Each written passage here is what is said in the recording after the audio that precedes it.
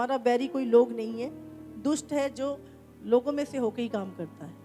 परमेश्वर भी लोगों में से होके काम करता है और शैतान भी लोगों में से होके काम करता है।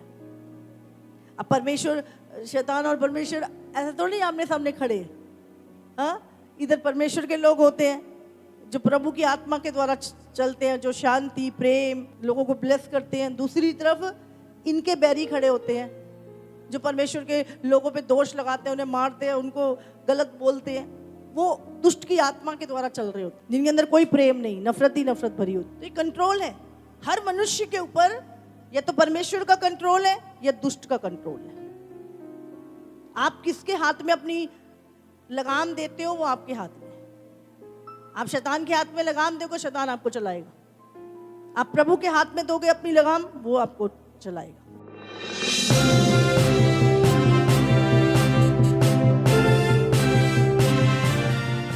बहुत सारे लोग झूठ पे फेथ करके अपनी जिंदगी खराब कर रहे हैं आज।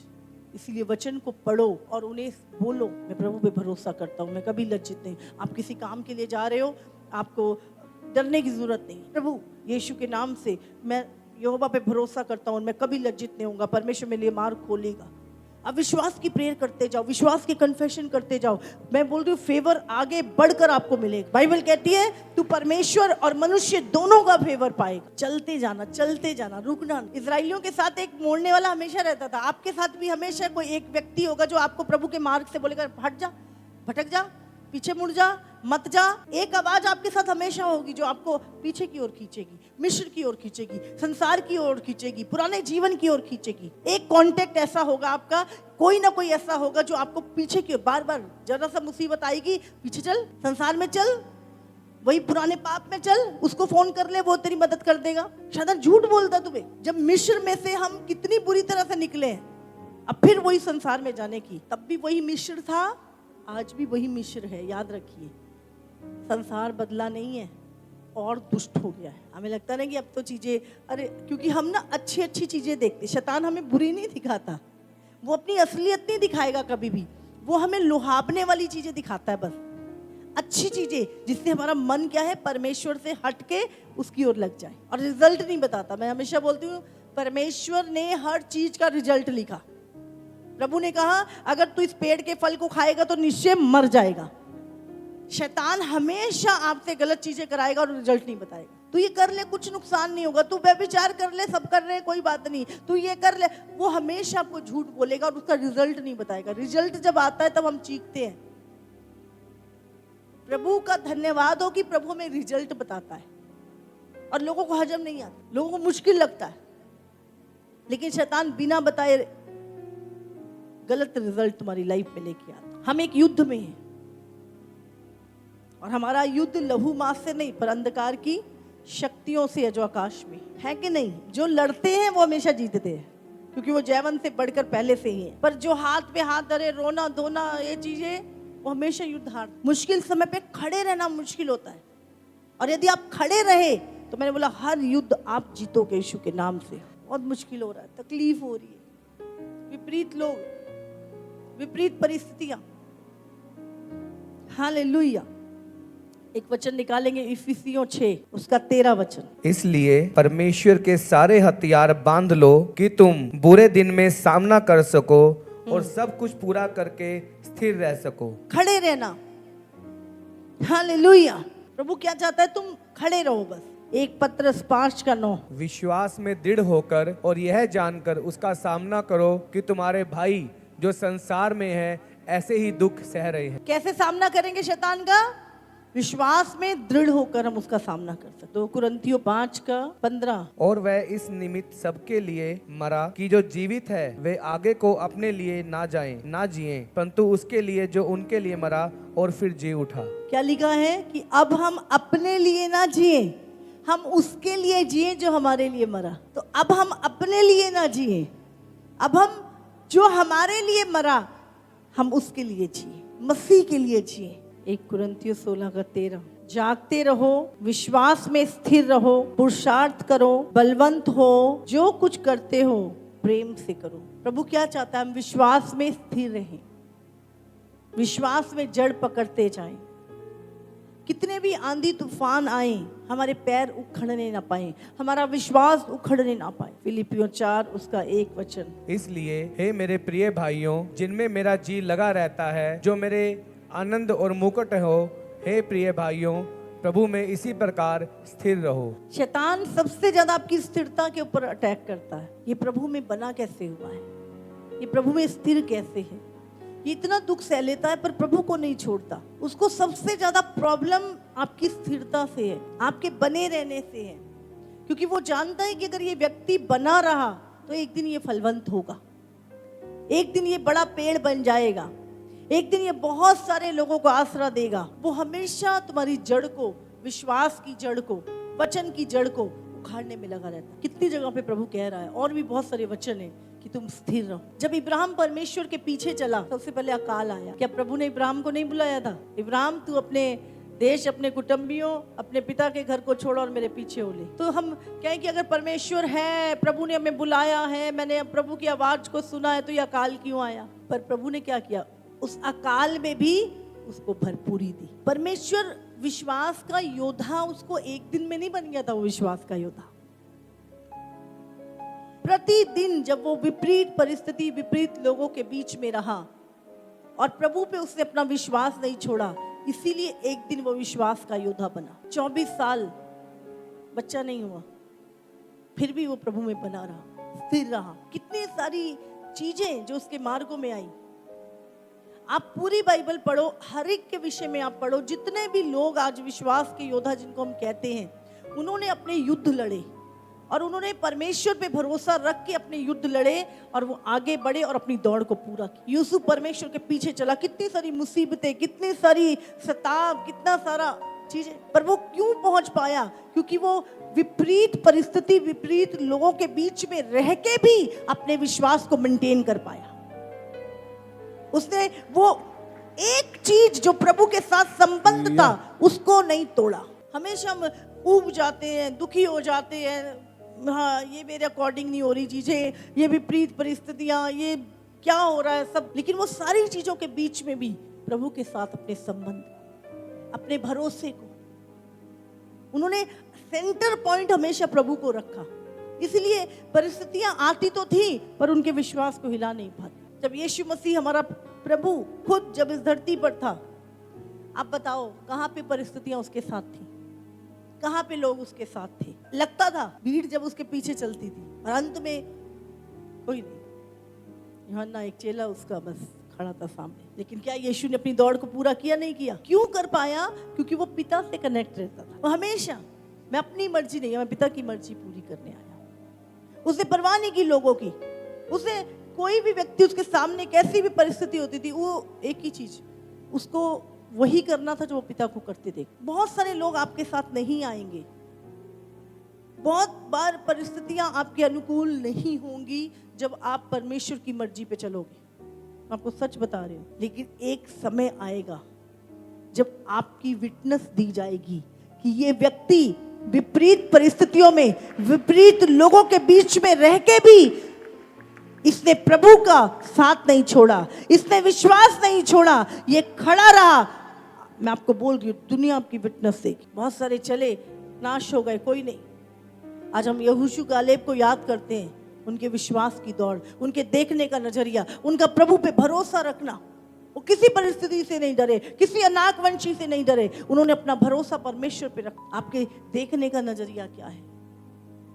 जैसा आपका विश्वास होगा वैसा आपका देखने का नजरिया होगा। मैं यहाँ पे खड़े होकर जो चीजें बोल रही हूँ ना, मैं सिर्फ प्रचार नहीं कर रही हूँ, मैं जो बोलती हूँ मैं वो समझती हूँ मैं क्या बोल रही हूँ। मैंने उन चीजों को जिया है अपनी लाइफ में, उन परिस्थितियों से निकले हैं हम। इसलिए एक एक शब्द जो मेरे मुंह से निकलता है वो बहुत सोच और समझ के, समझ रहे, और जी के फिर वो शब्द निकलता है। इसीलिए तुम चल पाते हो। तुम भीड़ नहीं हो, तुम भेड़ हो यीशु की। इसीलिए हा हा हा हा करके जो मुंह में आया निकाल दिया। जब तुम बोल रहे हो तो तुम पहले उसे समझो, तुम क्या बोल रहे हो, तुम्हारी स्टेटमेंट क्या है। प्रभु सुन रहा है तुम जो बोल रहे हो। लोगों को खुश करने के लिए मत बोलो कुछ भी। तो कभी ये चीज मत सोचना कि आप मसीह जीवन में चल रहे हो तो परिस्थितियां सारी आपके अनुकूल होंगी। आपको रोज एक युद्ध आपको लड़ना पड़ता है, कम से कम ज़्यादा बड़े योद्धा हो जाते तो ज़्यादा 10-10 युद्ध भी लड़ लेते हो इकट्ठे, पर एक युद्ध तो आपके साथ हमेशा रहता है जिसे आपको लड़ना है। विपरीत लोग, विपरीत परिस्थितियां हमेशा साथ रहेंगी, क्योंकि दुष्ट है। हमारा बैरी कोई लोग नहीं है, दुष्ट है जो लोगों में से होके ही काम करता है। परमेश्वर भी लोगों में से होके काम करता है और शैतान भी लोगों में से होके काम करता है। अब परमेश्वर, शैतान और परमेश्वर ऐसा तो नहीं आमने सामने खड़े हैं। हाँ, इधर परमेश्वर के लोग होते हैं जो प्रभु की आत्मा के द्वारा चलते हैं, जो शांति, प्रेम, लोगों को ब्लेस करते हैं। दूसरी तरफ इनके बैरी खड़े होते हैं जो परमेश्वर के लोगों पे दोष लगाते हैं, उन्हें मारते हैं, उनको गलत बोलते हैं। वो दुष्ट की आत्मा के द्वारा चल रहे होते हैं, जिनके अंदर कोई प्रेम नहीं, नफरत ही नफरत भरी होती। तो ये कंट्रोल है हर मनुष्य के ऊपर, या तो परमेश्वर का कंट्रोल है या दुष्ट का कंट्रोल है। आप किसके हाथ में अपनी लगाम देते हो, वो आपके हाथ में। आप शैतान के हाथ में लगाम दोगे, शैतान आपको चलाएगा। आप प्रभु के हाथ में दोगे अपनी लगाम, वो आपको चलाएगा। लगाम हर चीज पे जरूरी है। हाँ? जबान पे भी लगाम जरूरी है, चाल चलन पे भी लगाम जरूरी है। हर चीज के ऊपर एक लगाम बहुत जरूरी है। आज बेलगाम हो गई है दुनिया, मेरी मर्जी। हाँ, मैं जो भी मर्जी करूं, मुझे कोई रोको ना, कोई टोको ना। मेरा जिधर को भी दौड़ूं, जिधर को भी भागूं, जिधर भी जाऊं, मेरी खुली लगाम है, मुझे कोई रोके टोके ना। आज लोग ये कहते हैं, लोग चाहते हैं कि उनके ऊपर किसी की लगाम ना हो, इसलिए प्रॉब्लम है। अभी कहीं कहीं भिड़ रहे हैं जाके, किसी के हाथ में लगाम होती है ना तो वो बचा के चलाता है तुम्हें, पता है भाई इधर खड्डा है, इधर ये, तो वो तुम्हें बचा के चलाता है। लेकिन जब तुम बेलगाम, तुम्हें तो पता ही नहीं आगे क्या है, और जहाँ पे सारे जा रहे होते तो वहीं जा रहे होते और तुम्हें पता ही नहीं होता कि ये आगे वाला, सबसे आगे वाला कहाँ को जा रहा है। उत्तराखंड में एक जगह है, छोटे थे तो वहाँ पे छुट्टियों के लिए कभी कभी जाते थे। मेरे पापा के फ्रेंड थे, उनके घर के पीछे बहुत बड़े पहाड़ थे, तो वो पूरा गंडासे लेके जाते थे कि अगर कोई जानवर अटैक करेगा तो वहाँ पे बहुत बड़े बड़े भालू और जानवर, जंगली जानवर रहा करते थे। तो हम नीचे से पहाड़ पे चढ़ते थे, आगे बहुत बड़ा झरना था, एक बहुत बड़ा झरना, नीचे मतलब पानी था, खाली पत्थर थे और बहुत ही गहरा था।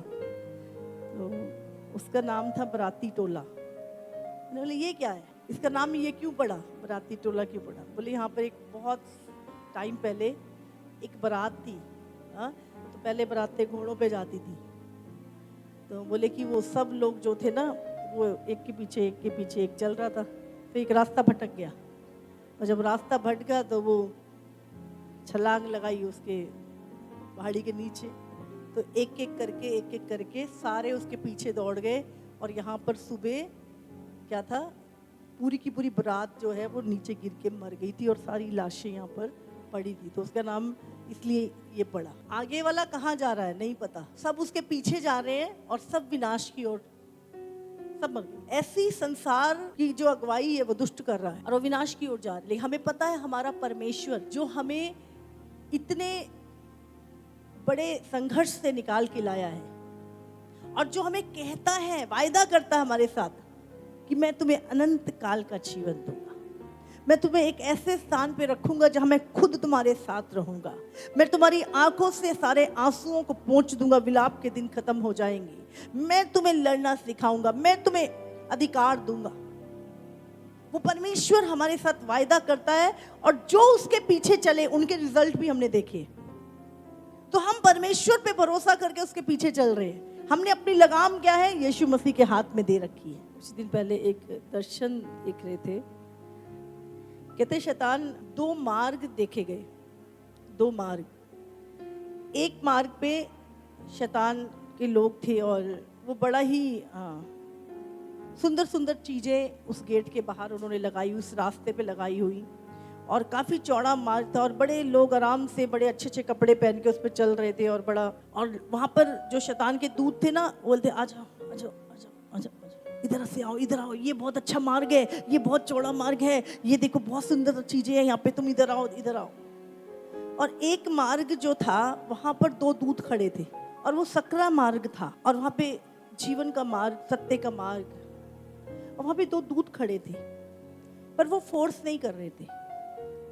लेकिन प्रभु ये क्यों? उन्होंने बोला कि परमेश्वर ने हमें फ्री बिल दी है, और प्रभु चाहता है कि हम अपनी इच्छा से सही चुनाव करें। प्रभु ने हमें जबरदस्ती नहीं, प्रभु ने कहा मार्ग ये है और मैं तुम्हें चुनाव देता हूं, चुनाव तुम्हारा है कि तुमने कौन से मार्ग पे चलना है। तो वो दूत कुछ नहीं कह रहे थे, वो खड़े थे और जो उधर आ रहा था उनको स्वागत कर रहे थे और उनको आगे लेके जा रहे। प्रभु के मार्ग पे प्रभु जबरदस्ती नहीं कर, दुष्ट के मार्ग पे डरा डरा के, ये नहीं किया ना तुम्हारा ये हो जाएगा, ऐसा नहीं किया ना ये हो जाएगा, डराते हैं।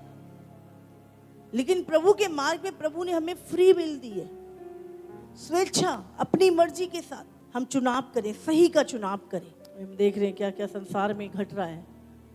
मैं कल एक न्यूज़ देख रही थी, एक रोबोट ने 12 रोबोट किडनैप कर लिए और ये सच है। आप जानते हैं बाइबल में क्या लिखा है? अंत के दिनों में मूर्तियां बोलेंगी। इनको कपड़े पहना दो कोई से भी, आपको वही दिखेंगी। और AI इतना खतरनाक होता जा रहा है, एक छोटे रोबोट ने 12 रोबोट को किडनैप कर लिया और पूरा कैमरे में आई है पूरा उसकी पिक्चर। हमें लग रहा है ये मशीनें हैं, आप जानते हैं इनके सेंसेस आ रही हैं इनके अंदर। एक व्यक्ति AI से कुछ सवाल कर रहा था, वो बोलता तू धरती पे बोझ है, तू मर जा। वो कुछ पूछ रहा था उससे, वो जवाब दे रहा है। इसी मैं हमेशा तुम्हें बोलती हूँ, टेक्नोलॉजी पे ज्यादा भरोसा मत करो, ये तुम्हें बर्बाद कर देगी। और जिसने बनाया ना वो भी कह रहे हैं कि बहुत खतरनाक है। ये सच्ची घटना है, ये प्रूफ हो चुका। रोबोट आर्मी में जा रहे हैं, रोबोट खाना बना रहे हैं, रोबोट सर्व कर रहे हैं, रोबोट ऑपरेशन कर रहे हैं। बंदों की लोड़ नहीं है, उन सब रोबोट कर रहे हैं। अभी लोगों को लग रहा है ये इंसानों के लिए हैं, एक टाइम आएगा बोले नौकर लगाओ तुम्हारा, बोलेगा बोले चल। और अब पता है वो क्या हुआ घटना बताते हैं कि वो छोटे रोबोट ने पूछा कि तुम्हारी छुट्टी, वो कहता हमारी तो कोई छुट्टी होती नहीं है। उससे पूछा फिर तुम घर नहीं जाते? बोलते हमारा तो घर भी नहीं है। तो बोलते चलो मैं अपने घर लेके चलता हूँ। अभी हमें हंसी आ रही है, ये बर्बादी का चिन्ह है। ये टेक्नोलॉजी मनुष्य से ऊपर हो गई है। अभी शैतान अब बोलेगा भाई अब क्या करें, हो गई गलती। अब तुम्हें अगर मशीन से ज्यादा तेज बनना है तो तुम्हें भी मशीन बनना पड़ेगा।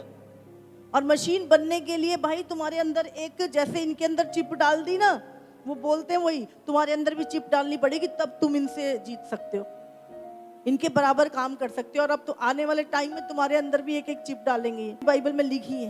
हाँ, शैतान क्या करेगा? उसके बिना लेन देन नहीं कर पाएंगे।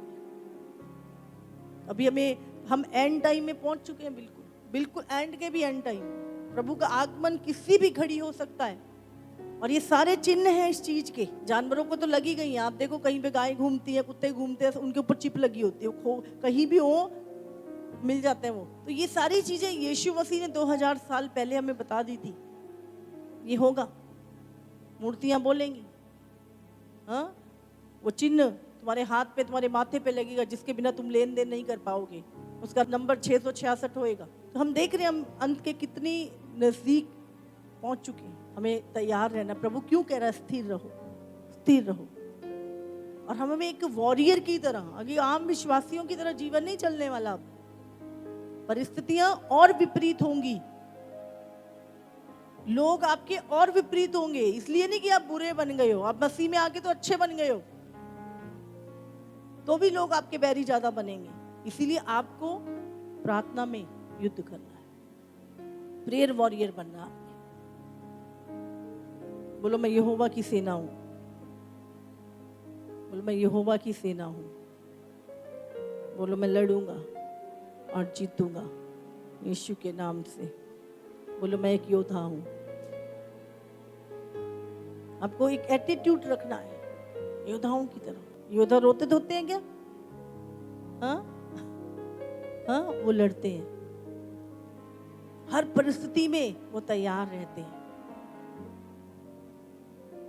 भूल जाओ अब ये एक कंफर्ट वाली लाइफ, आप एक वॉरियर हो और दिन रात आपको तैयार रहना है, दर्शन में चलना है। आप अपने विश्वास को स्ट्रांग करो। आपको कहीं भी कोई दिक्कत आ रही है, हमेशा हम अवेलेबल हैं आपकी हेल्प करने के लिए, आपको खड़ा करने के लिए, आपको मजबूत करने के लिए।